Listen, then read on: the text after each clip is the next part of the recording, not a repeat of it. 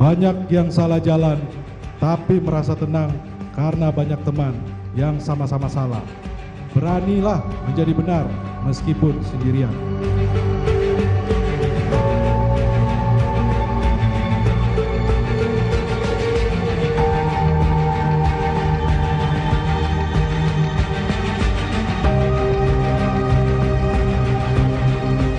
Hilang vonis hakim 15 Februari 2023. Suara dukungan yang menuntut keadilan bagi Eliezer bertambah. 122 akademi dari sejumlah universitas di Indonesia telah mengajukan permohonan ke Pengadilan Negeri Jakarta Selatan. Ada beberapa poin alasan yang diajukan. Di antaranya Eliezer sebagai justice collaborator telah terbuka dan berkata jujur, membuka kotak Pandora kasus pembunuhan Yosua. Psikolog forensik Reza Indragiri menyebut dukungan ini merupakan langkah yang positif yang mempertemukan harapan masyarakat atas keadilan di ruang sidang dengan sistem peradilan di tanah air. Hadirnya para amicus curiae lewat secari kertas merupakan sebuah langkah yang positif dalam rangka mencapai titik keharmonisan antara keadilan di ruang sidang dengan keadilan di luar sidang. Selama berpekan-pekan saya pikir ada kegelisahan dari masyarakat yang puncaknya adalah ketika jaksa penuntut umum mengajukan atau membacakan dakwaannya yang dipandang sebagai titik anti klimaks, yang dipandang bertolak belakang dengan ekspektasi publik. Nah, kehadiran amicus curiae dengan surat mereka, itulah yang tadi saya katakan, boleh jadi akan mempertemukan atau mengharmoniskan antara ekspektasi keadilan di ruang sidang dengan realitas keadilan yang hidup di masyarakat. Sebelumnya, pengajuan sebagai amicus curiae atau sahabat pengadilan juga telah datang dengan harapan yang sama. Keadilan bagi sang penguak fakta yang dituntut 12 tahun penjara. Meski tak ada kewajiban bagi hakim untuk mempertimbangkan permohonan ini, namun besar harapan publik agar perlindungan kepada justice kolaborator menjadi presiden baik di peradilan tanah air. Tim Liputan Kompas TV. Iya, lalu sejauh mana dukungan dari para sahabat peradilan atau amicus curiae ini berpengaruh bagi kondisi Richard Eliezer?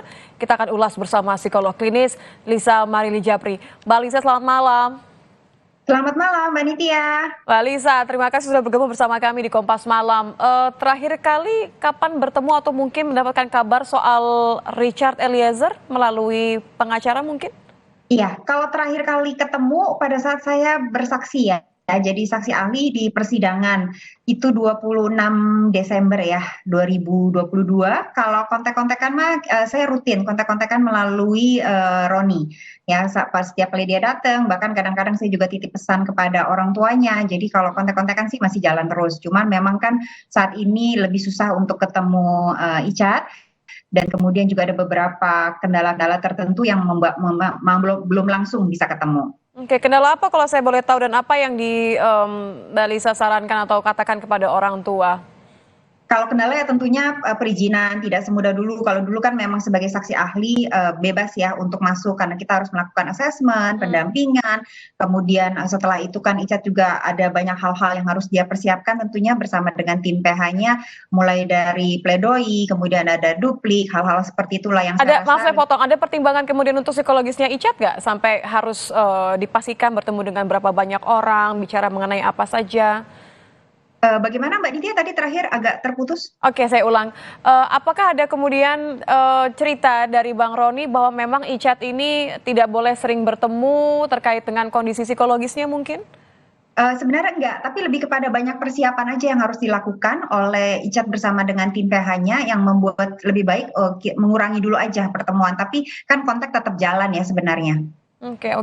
Terakhir LPSK mengatakan pasca tuntutan Richard Eliezer ini shock, ada perubahan pola tidur dan lain-lain.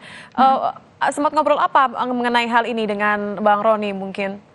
Kalau berkaitan dengan shock, Mbak Nitya, saya rasa sih itu satu hal yang wajar ya. Kayaknya kalau dia nggak shock malah kita yang aneh kan. Tapi seperti kemarin beberapa kali juga sudah sempat ada terungkap dan bercerita Roni di Kompas TV juga melalui segmen Gaspol itu dikatakan bahwa justru pada akhirnya Icat yang menguatkan tim PH-nya nih yang memang sempat down dengan mendengar tuntutan dari JPU, tapi bounce back-nya kembali itu adalah dari sisi Icatnya justru menyemangati para tim pengacara pendamping hukumnya. Jadi memang dari awal nampaknya seorang Richard Eliezer seperti itu ya, Mbak ya, karakternya. Anda melihat bahwa dia cukup kuat Oh sampai iya, setelah itu dituntut pun. saya paling kagum dengan Icat dari sisi itu sih, dan hasil asesmennya pun menunjukkan bahwa selain ada tingkat kepatuhan yang sangat tinggi, kejujurannya juga sangat tinggi, dia sangat people person. Jadi dia senang untuk menyemangati orang, dia senang berada di lingkungan yang sangat kondusif, saling suportif, kemudian dia senang membantu, dia punya inisiatif yang besar sekali setiap kali untuk membantu orang lain, memberi dengan penuh kasih. Dia memang orangnya people person. Jadi ketika dia shock, tentunya itu nggak lama kemudian ketika dia merasa begitu banyak dukungan datang kepada dia, malah gantian dia yang bisa memberikan dukungan kepada tim PH-nya.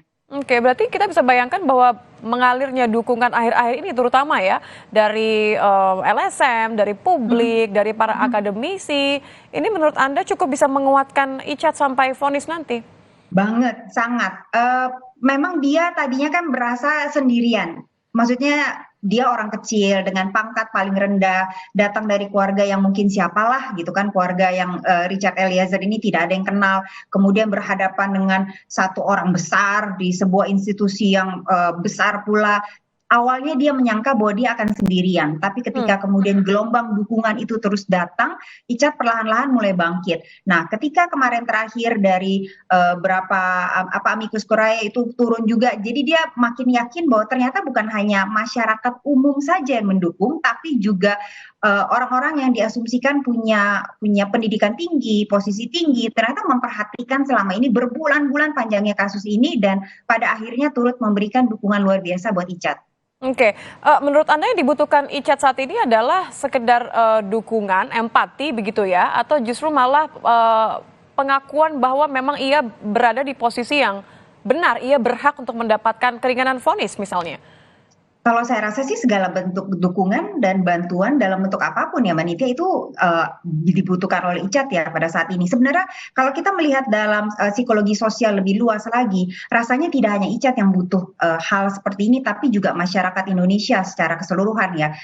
Kita perlu melihat ada kepercayaan yang kembali bisa diraih, ada kejujuran yang bisa kita lihat di institusi yang sebenarnya menjadi pegangan untuk masyarakat Indonesia kan. Oke, kalau Anda melihat vonis ini tentu kita menyerahkan sepenuhnya pada hakim ya, Mbak Liza. Tapi bisa dipastikan apapun vonisnya nanti akan mengubah hidup seorang Richard Eliezer. Dari pengamatan Anda, sekuat apa Eliezer menghadapi putusan hakim nanti? Oke, karakteristik lain yang membantu Icat untuk bangkit itu adalah dia punya jiwa spiritual yang cukup tinggi. Dia percaya bahwa apapun yang terjadi memang itu sudah tulisan cerita Tuhan yang sempurna buat dia. Tidak mungkin Tuhan memberikan cobaan melebihi kapasitas umatnya. Pasti ada maksudnya kenapa ini terjadi. Dia selalu mengatakan demikian. Jadi dia punya kekuatan dari sisi agamanya. Dia punya kekuatan dari keluarganya. Selain itu dia punya ketangguhan untuk mulai memetakan. Icat memang kadang-kadang down, kemudian shock, tapi bounce back-nya cepat, dan kemudian langsung langsung tertata kira-kira ke depannya mau seperti apa.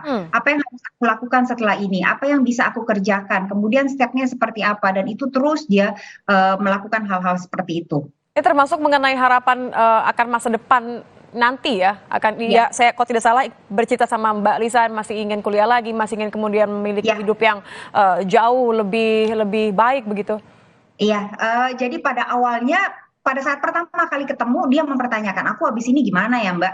Dalam arti dia tidak tahu, yang dia khawatirkan tentunya adalah keselamatannya dia, keselamatan keluarganya, orang-orang terdekatnya, apakah aku habis ini masih bisa selamat, apakah aku masih bisa menjalani hidup, itu awal-awal di pertama kali saya ketemu dengan dia Mbak Nitya. Tapi kemudian perlahan-lahan seiring dengan waktu itu dia mulai ya udah deh kalau misalnya memang karirku sekarang sudah berakhir di sini, apakah kemudian aku bisa kuliah ya Mbak, abis ini kuliah hukum atau apa, itu terakhir kali dia sampaikan pada pertemuan kita terakhir sebelum saya jadi saksi ahli. Kuliah hukum ya, jadi benar-benar kemudian mencoba untuk mengambil suatu hikmah dari apa kondisinya sekarang, begitu ya Mbak? Betul, itu kekuatan kepribadian karakter yang luar biasa sekali dari Icat. Dan saya mengatakan sama dia, satu-satu dilaksanakan dulu, ini belum selesai, nanti kemudian kita petakan lagi untuk masa depannya. Tapi itu sudah terbayangkan sama dia step ke depannya seperti apa. Baik, terima kasih Mbak Lisa sudah bergabung bersama kami di Kompas Malam. Salam sehat Mbak, selamat malam. Sama-sama, terima kasih. Terima kasih.